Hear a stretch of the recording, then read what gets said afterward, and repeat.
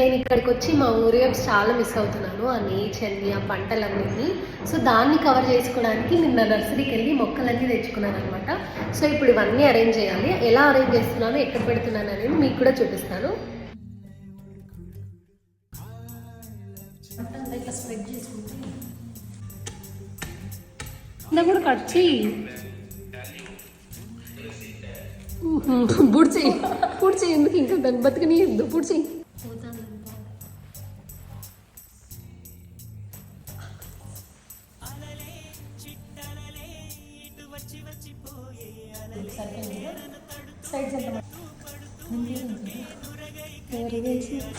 ఎందుకంటే మన ఇల్లు గుర్తు రావాలి కాబట్టి.